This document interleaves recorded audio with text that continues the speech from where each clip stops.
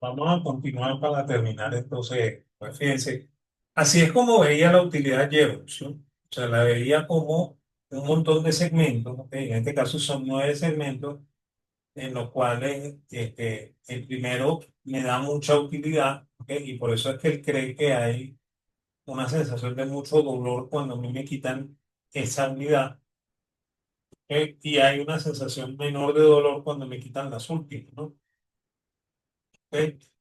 Sin embargo, él no nos habla de la explicación de la utilidad esa como nos la explican en micro, ¿ok? Eh, este, o sea, no es la posición regular. De hecho, estos tramos son rectangulares, ¿ok? Y lo que él propone es que esto se vaya haciendo cada vez más infinitesimal hasta que por fin yo puedo graficar una función discreta con esta gráfica. Eso es así es como lo ve Jevons, ¿ok? Bueno, el siguiente personaje es Walras, ¿ok? Este es el nombre completo de Walras, o sea, Marie-Philippe León Walras, ¿ok? Ese es el hijo de Auguste Walras, ¿ok? Y bueno, este personaje también es bien curioso, ¿ok? Yo lo voy a poner de segundo, él no es en realidad el segundo, en realidad es el tercero, ¿ok? Que hay un orden preestablecido, ¿no? El primero es Jevons, el segundo es Menger y el tercero es Walras, ¿ok? Sin embargo, como Walras insiste en un método matemático igual que Jevons, entonces yo voy a hablar de segundo de él y de último voy a hablar de Menger que está en el medio, ¿ok? Walras era hijo de este señor que era profesor de matemáticas. El profesor de matemáticas quiere que él sea ingeniero, ¿ok? Por lo cual él rinde 2 veces el examen de admisión de la Politécnica y no lo puede pasar, ¿ok?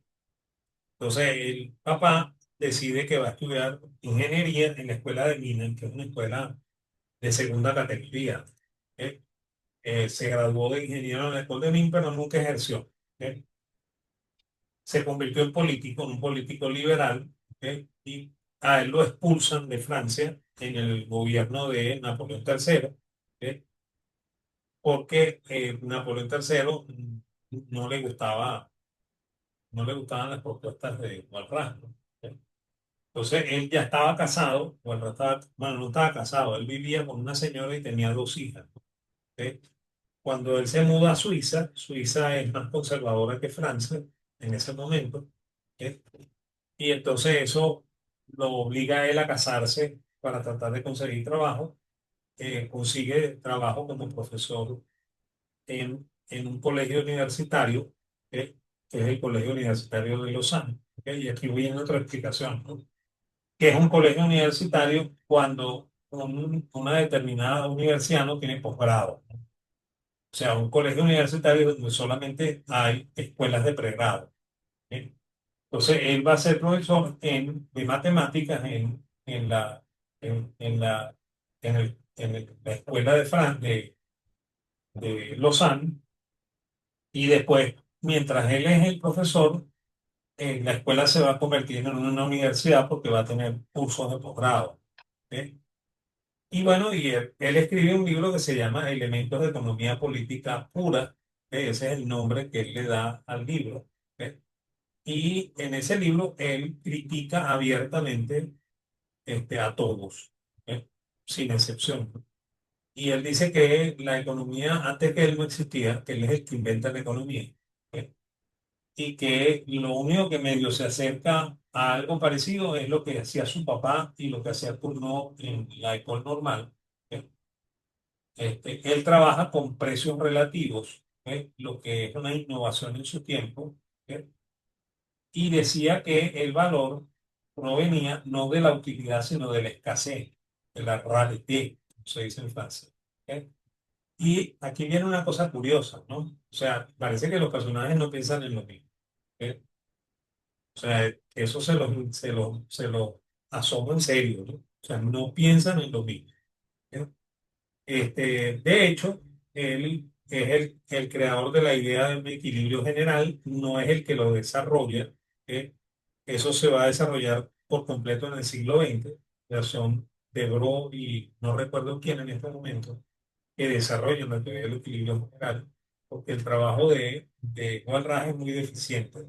Es más, de hecho, Walras dice el, que él llama eso economía política pura porque en este momento es como la física en la época de los griegos, en la cual los griegos no tenían matemáticas, y por lo tanto su física no es una física práctica y científica, ¿ok? Sino que es una física teórica y pura, ¿no? ¿Ok? Y que en algún momento va a aparecer alguien que va a convertir esa economía política pura, pero economía política pura en una economía política práctica, ¿ok? Con matemáticas. ¿Ok? Es más, en ese libro él habla de la teoría del intercambio, ¿ok? Habla de una teoría de la producción de bienes de capital, habla de una teoría del dinero que es poco deficiente, ¿ok? Y dice que él es el que dice que el equilibrio se realiza de manera simultánea en los cuatro mercados, ¿ok? Y que el equilibrio es estático, no dinámico, ¿ok?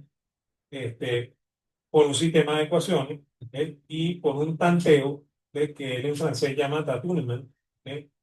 Que es como una suerte de subastador bursátil, ¿no? ¿Ok? Así es como él cree que se llega al equilibrio. Sin embargo, él propone que existen muchos puntos de equilibrio, ¿no? Y esta es la función de demanda de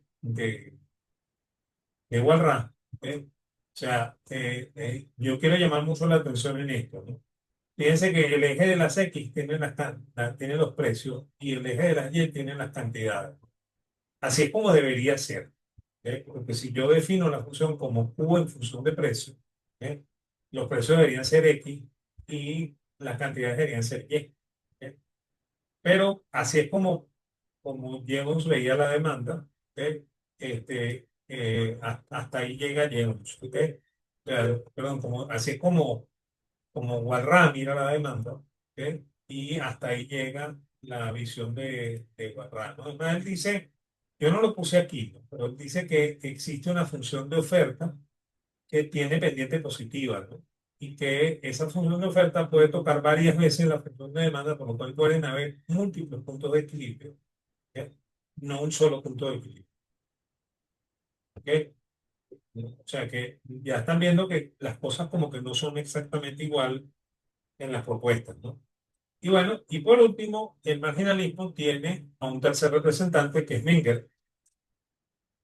Menger es el padre de la escuela austríaca, ¿ok? Menger estudió Staatswissenschaft, ¿ok? Como casi todos los alemanes que se dedicaban a la economía, ¿ok? Es más, de hecho, él va a ser, eh, se va a graduar de eso, va a ser doctor en, eh, en, en Derecho, especializado en Derecho Mercantil. Y bueno, cuando él sale a buscar trabajo, el primer trabajo que consigue es como periodista, ¿ok? Trabaja en el Wiener Zeitung, en el periódico de Viena, en el diario de Viena, ¿ok? Y también en el diario de Lambert, porque él nace en Lambert, ¿ok? Este, y bueno, él va a escribir para los dos periódicos la página económica, porque en teoría él sabe de economía, ¿ok? Y bueno, eso va a ser una cosa bien particular, porque él le va a comentar a von Pisa, ¿ok? Que es uno de sus discípulos, ¿ok? Que él tuvo que desechar todo lo que le habían enseñado de economía para tratar de explicarse lo que ocurría en la bolsa de Viena, ¿ok? Y producto de ese intento por reexplicarse la economía es que nace la teoría de la economía política, ¿ok? Que es el primer libro que escribió Mendes, ¿ok? Ese es el primer libro que aparece aquí, ¿ok? Que se publica en el 71, unos meses después de que Jevons publica su libro que se llama Teoría de la Economía Política también, ¿ok? Es más, este es el nombre del libro en alemán, ¿ok? Un Satz der Volkswirtschaftslehre, ¿ok? Eh, él, este, resulta que fue muy exitoso como periodista, ¿no? ¿Ok? Y entonces el, el emperador del Imperio Austrohúngaro, porque Viena formaba parte del Imperio Austrohúngaro, ¿ok? Le solicita que se convierta en el tutor del hijo, ¿no? Y él va a ser el tutor de Franz Joseph, que va a ser el heredero del trono, pero que nunca va a ser el heredero, ¿no? Porque Franz Joseph se va a suicidar. ¿Ok? Y bueno, el Franz Joseph queda convertido en un amigo muy, este, muy importante para Menger. De hecho, Franz Joseph va a ser el causante de que el emperador ordene que conviertan a Menger en profesor de la Universidad de Viena. ¿Ok? Y Menger no es tampoco, o sea, no es que es un profesor mediocre que necesita el apoyo del emperador, ¿no? Él se va a terminar convirtiendo en el decano, de la Facultad de Derecho de la Universidad de Viena. Y bueno, y en el profesor principal de Economía de la Universidad de Viena. ¿Ok? Entonces, él ahí publica dos libros. Primero se llama Teoría de la Economía Política, que es del cual vamos a hablar, y un libro que vamos a hablar después cuando estemos hablando de la escuela austríaca, que se llama Investigación sobre el método de las ciencias sociales y en particular de la economía política, y el nombre en alemán es todo ese chorizo que tienen ahí, que se publica en el año 82. ¿Ok? Yo luego les pongo la presentación para que la tengan. ¿Ok? En los principios, él no demuestra desprecio por sus antecesores, no es como pasa con Jevons y con Walras. Él no va a decir que los demás están equivocados y que él es el inventor de la economía. ¿Ok? Y él estudiaba la utilidad con tablas. ¿Ok? Y dice que la utilidad, que el valor se origina en la utilidad y la escasez. ¿Ok? O sea, que él mezcla las dos cosas, ¿no? La utilidad y la escasez, pero no habla de un concepto marginal, porque la palabra marginal no existe todavía en economía. ¿Ok? Y de hecho, yo puedo afirmar casi que sin lugar a duda que Menger no era un marginalista. ¿Ok? Y él en ese libro establece una clasificación de bienes nueva. Él dice que hay unos bienes que son no económicos, ¿ok? Que son aquellos que no se pueden comercializar, ¿no? Y pone como ejemplo de eso el agua. ¿Eh? Él dice que, no, perdón, el aire. El aire es tan abundante que no se puede comercializar. ¿Eh? Sin embargo, es un bien necesario. Pues sin aire no hay vida. ¿No?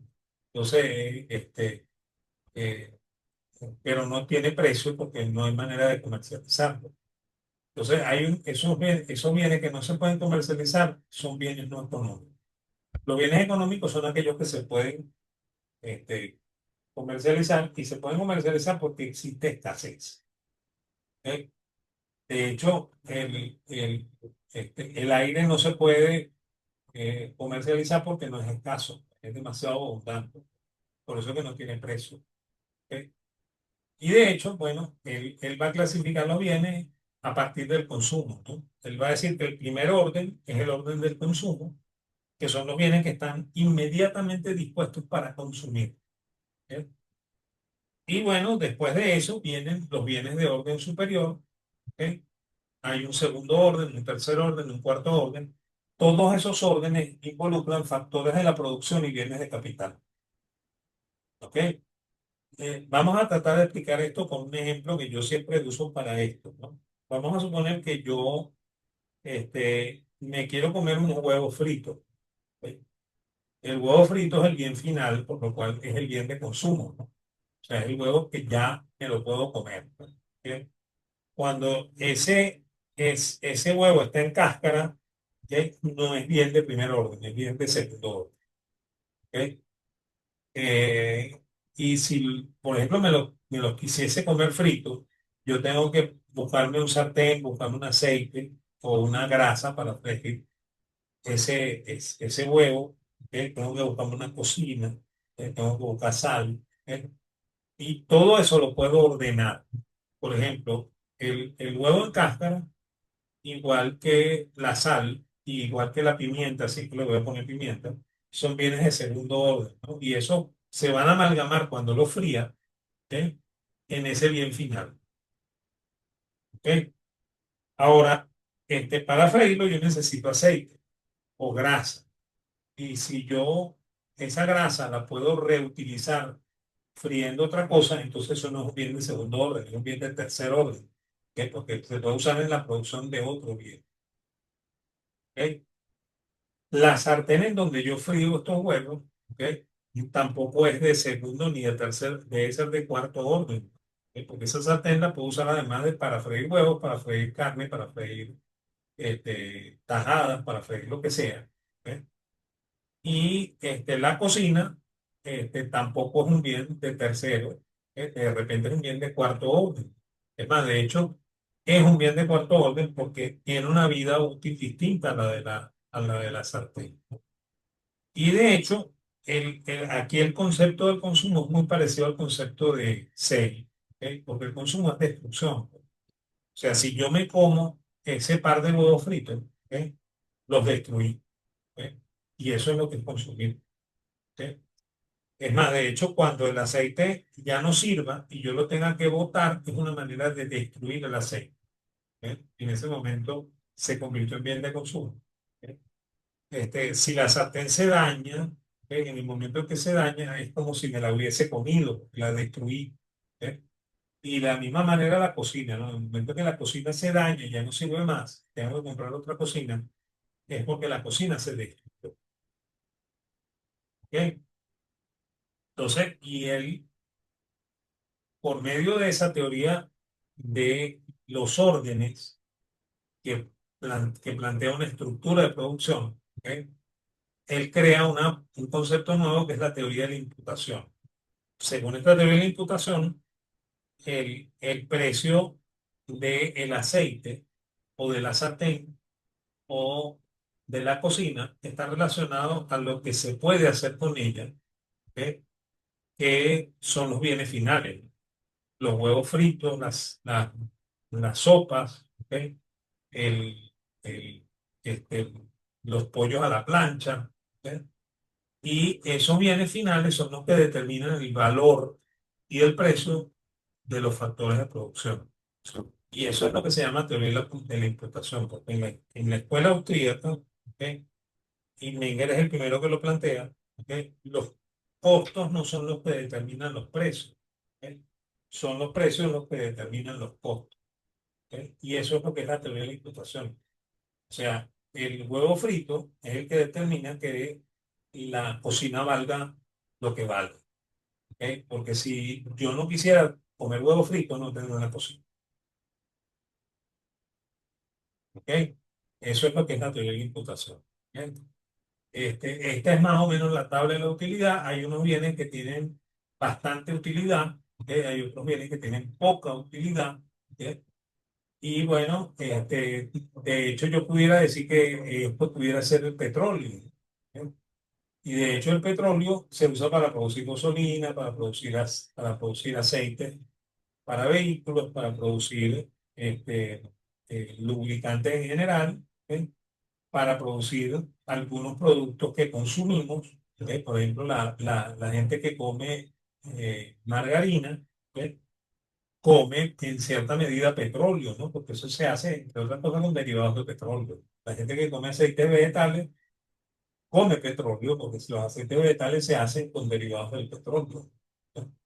Entonces, eso hace que el petróleo tenga una valoración muy alta porque tiene muchos bienes finales. O sea, es un medio de producción, que es un bien de orden superior, que tiene incidencia en muchos bienes finales. ¿Ok? Y eso es lo que hace que el precio del petróleo sea muy alto. ¿Ok? Hay otros bienes que no tienen incidencia en muchos bienes, por lo cual su valor debe ser mucho más bajo. ¿Ya? Eso es más o menos lo que explica la tabla de utilidad. En el libro él habla un poco de la metodología, que no va a llegar a las honduras en las que llega en el segundo libro, que es de metodología de las ciencias sociales. ¿Ok? Pero aquí Menger dice que los positivistas están equivocados, que la metodología de las ciencias sociales y de la economía en particular, ¿ok? No puede ser una metodología inductiva, ¿ok? Tiene que ser una metodología subdeductiva, ¿ok? Y que se debe evitar el uso de las matemáticas para explicarlo, porque las matemáticas no pueden explicar esta ciencia que en realidad es subjetiva. Y aquí es donde viene la explicación de esto que yo dije antes, ¿no? O sea, Menger en realidad no es un marginalista. Menger es un subjetivista. ¿Ok? De hecho, los herederos de él, que son los austríacos, son los que se volvieron marginalistas. ¿Ok? Y yo creo que ahí hay un error grave, ¿no?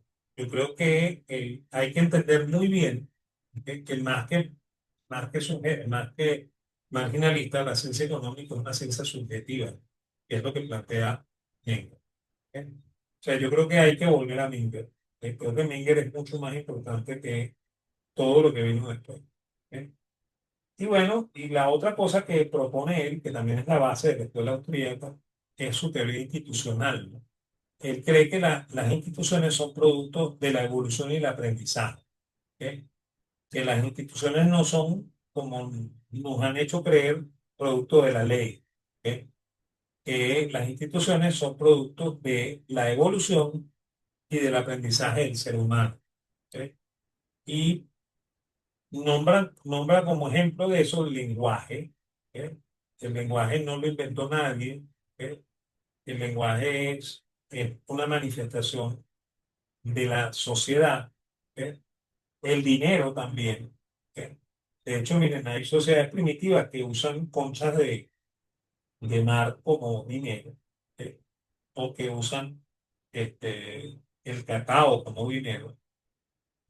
Hay otras eh, eh, eh, eh, tribus primitivas que usan el oro, y la plata, y de hecho nosotros usamos el oro y la plata, ¿ok? O la usamos por un tiempo. Y de hecho para Menger el dinero, ¿ok? No surge porque lo haya inventado el gobierno, sino que surge espontáneamente, ¿ok? Porque lo inventamos los hombres para subsanar un problema de mercado, ¿no? ¿Ok? Que es el problema de que el trueque no se puede hacer a veces porque no hay conciencia de necesidades. ¿Ok? Es más, de hecho, de él viene una explicación muy curiosa, ¿no? Él dice que supongamos que yo tengo necesidad del bien A, ¿ok? Y yo tengo el bien B, ¿ok? Y resulta que hay otra persona que tiene el bien A que yo quiero, ¿ok? Pero él no quiere el bien B, él quiere un bien C, ¿ok? Entonces, para yo poder comprarme el bien A que lo tiene la otra persona, pero que no quiere mi bien, entonces yo tengo que tratar de buscarme una tercera persona que me suministre el bien C para intercambiarlo por el bien A. ¿Ok? Entonces yo trato de hacer un trueque de bien A de bien B por bien C para después comprar con eso el bien A. ¿Ok? Entonces ahí ese bien C actúa como dinero. ¿Ok? Y ese es el verdadero nacimiento del dinero. ¿Ok?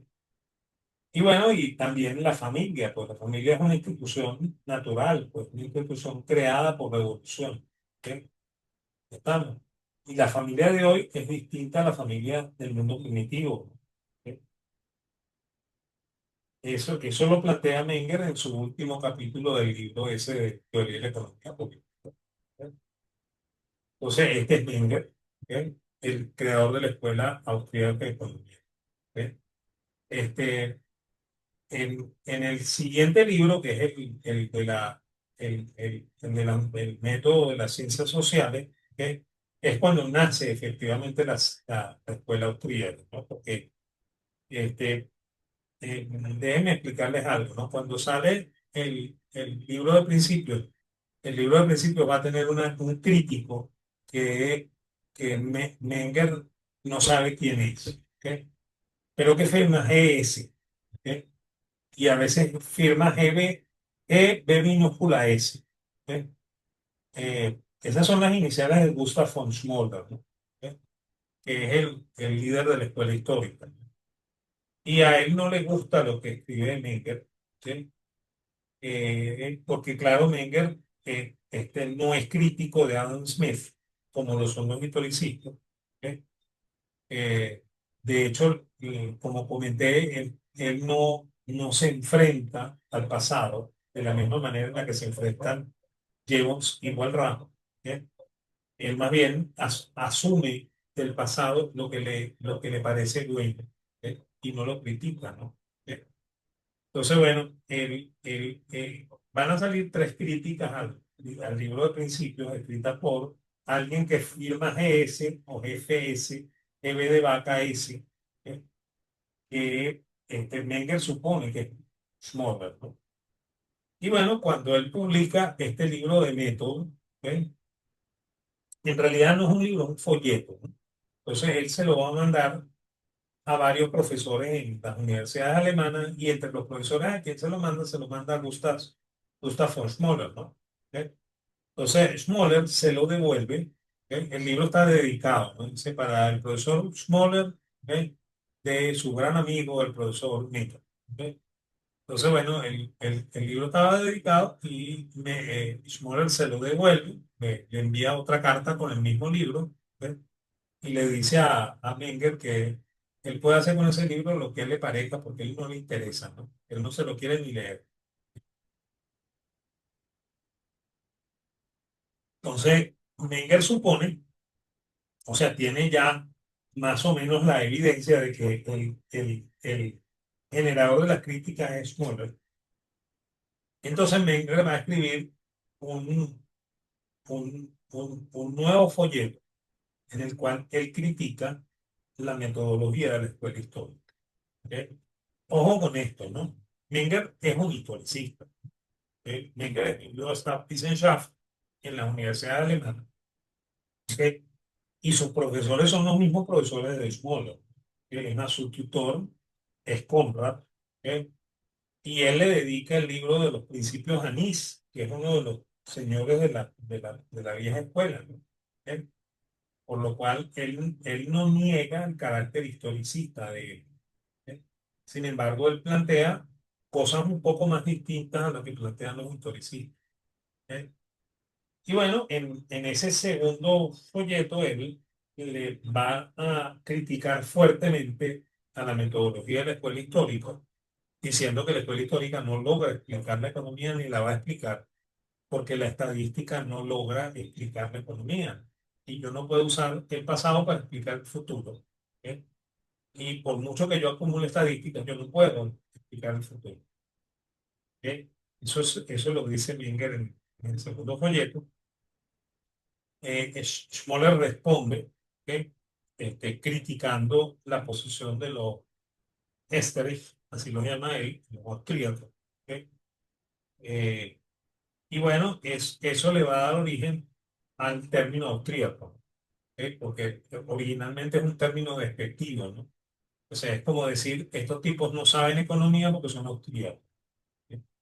Y bueno, ellos van a adoptar, o sea, Menger y sus discípulos, que son von Baber, von Wieser, una buena parte de los profesores de Viena se, se ponen del lado de Menger, ¿ok? Y Max Weber también se pone del lado de Menger. ¿Ok? Entonces, él, a todos ellos los van a llamar Esterich, o sea, austríacos. ¿Ok? Y bueno, y el libro fundamentalmente dice que la historia, y por eso es que estos señores se llaman historicistas, porque son historiadores económicos, ¿ok? Que la historia es inútil, ¿ok? Para explicar la economía. ¿Ok? De la misma manera que la estadística no puede contribuir para nada al desarrollo de la economía, pues. ¿Ok? Porque la historia no puede explicar el futuro. ¿Ok? Ustedes no pueden con los datos del pasado explicar lo que va a pasar en el futuro. ¿Bien? Eso es lo que dice Menger en ese libro que se llama La metodología de la ciencia social. ¿Ok? Y bueno, y con eso termina la clase. ¿Ok? Entonces, bueno, el miércoles que viene los vuelvo a convocar para que hagamos la, el tránsito del siglo XIX al XX. ¿Ok? Y bueno, y en la clase presencial veremos el siglo XX, porque esto fue lo que pasó en el siglo XX. ¿Ok? Este, ¿Hay alguna pregunta por ahí? Bien.